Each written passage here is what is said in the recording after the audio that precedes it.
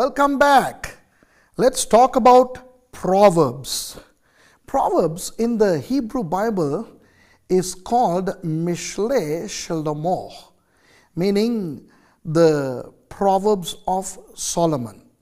Now, if you look at chapter 10 and verse 1, and if you look at chapter 25 and verse 1, these two verses say Mishle Shlomo, meaning the Proverbs of Solomon, thereby making us assume that the entire book of Proverbs, the 31 chapters, were written by Solomon. No, that's not the truth. Now, wait a minute. There are Bible critics who say that this entire book of Proverbs was written by somebody else, not Solomon. No. Most of it was written by Solomon himself. They are all Solomon's Proverbs, except one or two were written by somebody else, especially the one in chapter 31 about this woman. That was not written by Solomon. But then, you would also come across expressions of wisdom talking in the first person. I seek me. Whoever seeks me early in the morning will find me. That's wisdom talking. But we know that the man who was blessed with tremendous wisdom was Solomon. So Solomon was writing the Proverbs, and at times he was using the first expression to talk about wisdom, as if wisdom was talking. Okay. Now this first person expression, third person expression, these are there in the Bible in many places. Remember when we were talking about Moses, when Moses was writing about his own death, he would write it in the third person. He died, Moses died, and he was buried. Even in many occasions where the writer would, even in the New Testament, the writer would talk about himself in the third person. Okay. So that is common. Now here in Proverbs, sometimes Solomon was writing in the first person as if he was wisdom. So you would want to understand that. Again, this is poetry. So poetry contains these poetical expressions. And then there are certain apparent contradictions also. If you go to chapter 26 and then verse 3, if you read, it will say, answer a fool according to his folly. If not, then the next verse would say, answer not a fool according to his folly. So you are faced with a quandary. Hey, should I answer a fool or should I not? But then it's sort of contextual. You play by ear.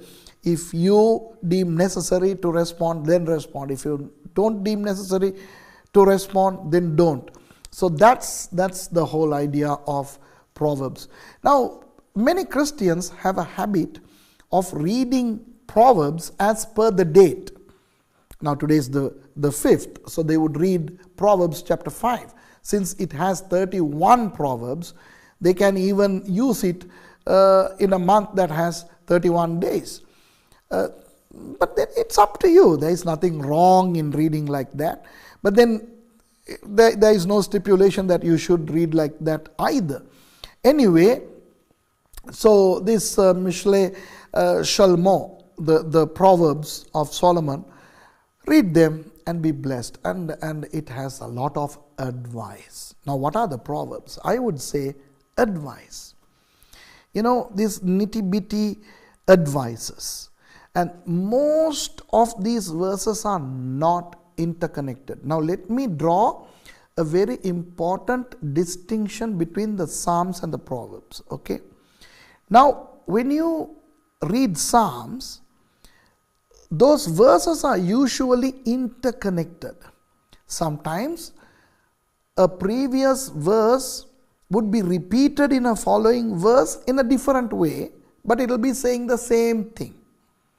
Whereas in Proverbs, each of these verses could mean something in their own, and the next verse would be talking about something else.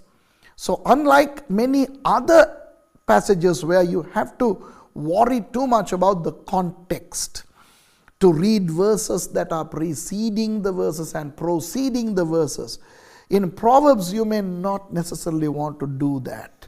So, yes, there are some verses within Proverbs where you would want to do that, but not all the time. So if God sort of speaks to you with one verse, fine, God can. And many people don't like Proverbs because most of the people see it as vituperative, telling you off. It'll call us by our first name, hey, fool! So people don't like it. Whereas Psalms is very cuddly, comforting, and nice, sweet. Proverbs is like very vituperative. Hey, you, don't sleep too much. Look at the ants, get up. All that kind of stuff. Don't go behind that woman.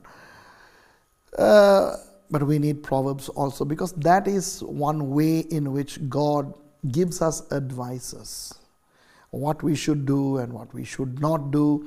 It talks about the fool a lot over against the wise. It talks about the obedience, day-to-day life. It's very helpful. Proverbs, I love the Proverbs, okay, and enjoy Proverbs. Shall we go to the next book now? Ecclesiastes, okay, Kohelet.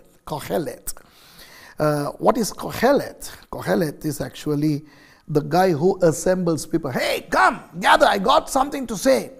So that's why many people try to say it's the preacher. The word, our English word Ecclesiastes, comes from the word ecclesia, called out, which is translated as church in our New Testament. But the real Hebrew rendering is, it's not that. The Hebrew rendering is Kohelet, which means the one who gathers people. Hey, I got something to tell you. Come gather around me. What is the idea of the book of Ecclesiastes? Solomon was now towards the end of his spiritual journey, not the physical journey. Now you must really understand that Solomon started really well. He was David's son, born to Bathsheba, and David.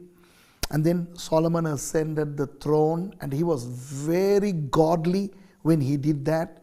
Because if, I don't know about you, if God appeared to me and asked me, hey Suresh, what do you want? I have a list. I have a list to tell God, if God asks me, Suresh, what do you want? I'll say, do you have the time to listen? I have a lot. But Solomon was unhesitant, spot on, specific, spiritual. He said, Lord, give me wisdom, because the responsibility that has befallen me is humongous. I'm going to rule these people. I don't know how. Now, that's humility. He has been the son of David. He saw how David ruled. I mean, he knew how to rule these people. But he says, how am I going to rule, Lord? Please give me the wisdom. He impressed God on day one. He was so spiritual. And his spiritual journey was very wonderful. Of course, he was very young. His dad had acquired all the material for the construction of the temple. Then he, instead of using all those for the temple, he used them to build palaces. He needed more palaces because he had many wives. And at first, him taking many wives was not a problem for him because his father was polygamous. His dad, who ruled Hebron for 7 years, Hebron in English, for 7 years, took 6 wives there. He was busy acquiring wives. So he had no problem being polygamous. But then he anyway started building the temple for God, and he did a wonderful job. Boy, that was a magnificent temple. And then, of course, he was so spiritual to write some Psalms and of course, the Proverbs. I mean, for him to have written Bible books, he must have been very spiritual. But if you read the book of Kohelet, if you read the book of Ecclesiastes, you would see that he is talking about the last days. He's saying vanity, vanity, everything is vanity. Acquiring money, acquiring women, acquiring that, this and the other. It's all vanity. If you go to chapter 12, I like Ecclesiastes 12 because it describes the old age poetically. Hey, we are dealing with poetry here, right? How the gray hair comes and your teeth fall off and you get wrinkles and you become so feeble and you can't stand up straight, you recline and you get bed sores. All the old age symptoms are mentioned there, and this guy says, the gatherer, the Kohelet says, before all these things happen, come to God. So we automatically assume that this fellow is already old, he is going to die. That's not the case. He lived long after that too, but in a backslidden state. So I see the book of Ecclesiastes as the last book, holy book of Solomon before he backslid. Just getting out of our study, let me just run out and come in. Solomon wrote some bad books also. Have you heard of the Black Book of Solomon? Used by the black magicians and spiritists and so on. And Solomon was bad. He was into demonology a lot. And he started worshipping heathen gods. In vain he was blessed with such a lot of wisdom. His wisdom did not save him. Okay. Anyway, let's come back into our study. So, the book of Ecclesiastes is a warning to people that they should seek God before their brightnesses dim out. And advice Solomon himself failed to heed. Ironically. Sad, isn't it? But anyway, praise God, we have the book and may we read it. Just because it's talking about vanity, don't think it's a book of vanity. It's a wonderful book of warning. We need that book, Ecclesiastes. It's lovely. And then we come to the Song of Solomon. Song of Solomon, a largely misunderstood and a misconstrued book. Song of Solomon is actually called Song of Songs. Okay, it is actually the song of all songs, the best song ever. That's the title. Written by Solomon. It has 8 chapters. You know what I'm going to do in the near future?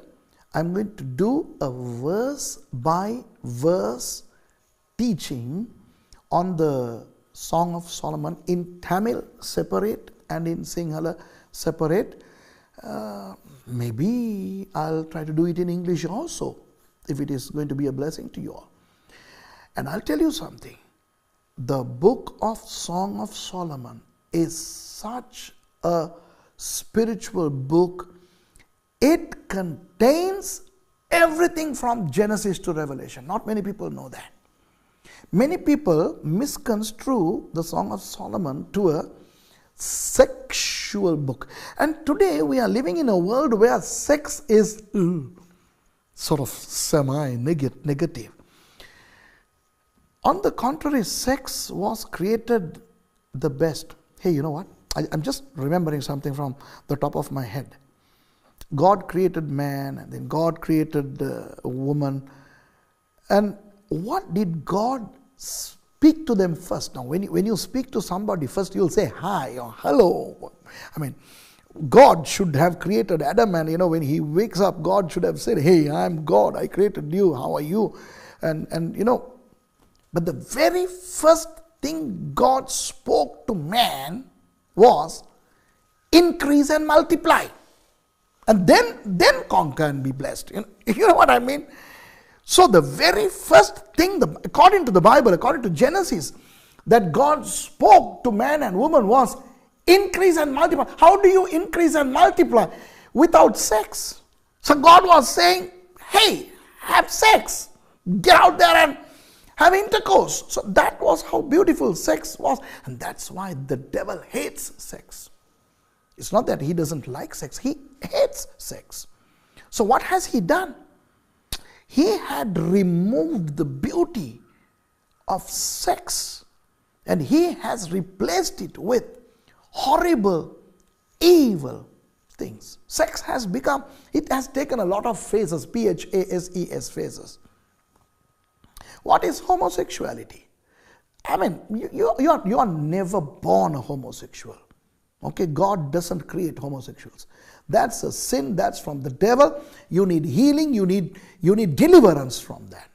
Okay, I am willing to challenge anybody who wants to talk to me about homosexuality. I have done enough studies on that, and I can argue with anybody to show that homosexuality needs deliverance. And I have here in our college many who come as homosexuals and get healed and delivered from that demonic oppression. That's not a way of life. LGBT, it's not a way of life. It's from the hell. It's from the devil. So the devil has injected a venom called homosexuality.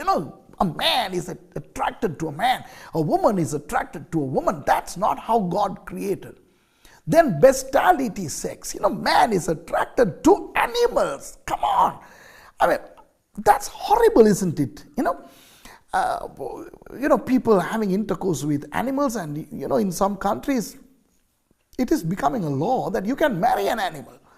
When they showed me the first video clip of a woman marrying a dog in Netherlands, I thought this is a joke. Maybe they're doing something for Candid Camera or America's Funniest Home Videos or something. But then when they told me it's real, I was so shocked to smithereens.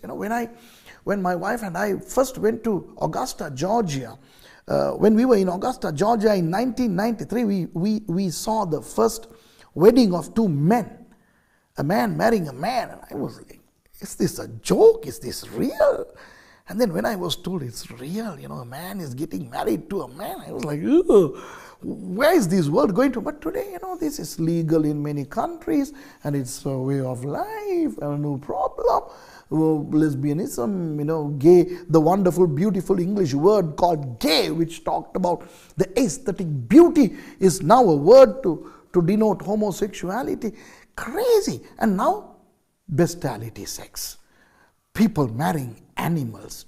What about pedophilia? People having sex with children and even infants. How many people are getting caught? Now, people are getting caught. What about people who don't get caught? How can you gratify yourself sexually with an infant, with a child? I mean, this is directly from hell. Then you get fetish sex. People having sex with objects, dolls, and all that. These sex shops. How do you know? So I've been to the sex shops. I have seen what those fellows are selling. Artificiality. It's horrible. This is all from the devil. Okay? And I can name them: group sex, wife partner swapping, and bisexual, homo and heterosexual, bisexual. Oh, why is the devil waging war against sex? Because sex is good. It was created by God. It was a blessing to man and woman. The first thing God told them was increase and multiply.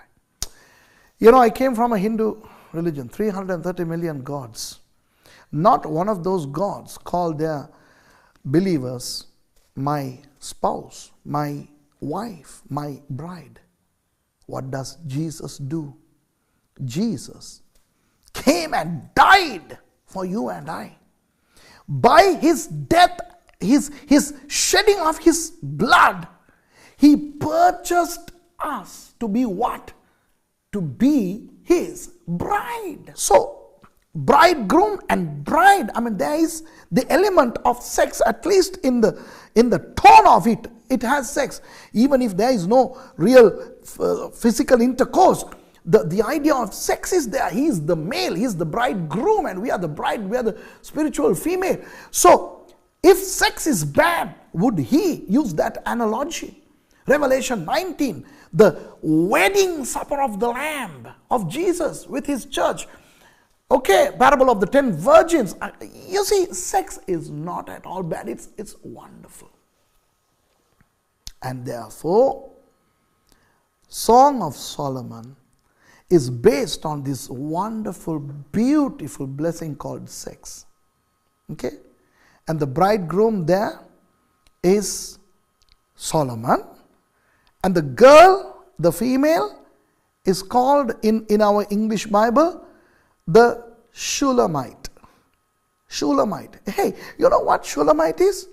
It's nothing other than the feminine of Shalmo, Solomon. So it's the female of Solomon. It's like now Suresh, Sureshi. There is nothing called Sureshi, although Koreans call me Sureshi, Suleshi. Right? But if there is a female name to my name, Suresh, it should be Sureshi. Like that, the Shulamite in the Song of Solomon is actually the female version of Solomon. So, Solomon is allowed by God in a typological sense in that book to play the role of Jesus. Woo! Sad that he backslid, right? Anyway, and the Shulamite is the church. But take this from me, my dear friends. The whole book, consisting of 8 chapters, does not talk just about Jesus and the church. It talks about pre-creation, creation, and the entire story from creation up to Jesus. Then the death of Jesus and the life of Christ. Okay? And the church. And even what's going to happen in the future. The rapture. Hey, rapture is there in the Song of Solomon. Okay? Second coming of Jesus and the eternal, the new heaven and the new earth. You know, when I am talking, I think I would want to do this in English also. So yes, I am deciding right now that soon when I start doing my Sinhala and Tamil teaching on this Song of Solomon, I am going to do English also. We all can be blessed. Okay? So my dear friends, read the Song of Solomon not thinking as a negative. It's talking about the breast of the woman and having sex. Hey, don't look at it as a R-rated movie. You know, it's not a R-rated adult movie. It's so beautiful. It's so spiritual. It's so prophetic. It has history. It has predictions. It talks about what happened then, what's happening now, and what's going to happen in the future. I would say that's a very powerful book, anointed book. And that's why the devil, if you ask me, which of the 66 books does the devil hate the most? I would say number 1, Revelation. Number 2, Song of Solomon. Okay. Now for me, for some eschatologists, the counterpart of Revelation in the Old Testament is Daniel. For me, no. For me, the counterpart of the New Testament Revelation in the Old Testament is the Song of Solomon. That's how important it is. So my dear friends, read Proverbs, Ecclesiastes and Song of Solomon and enjoy. See you next time when we start talking about the 5 major prophetic books.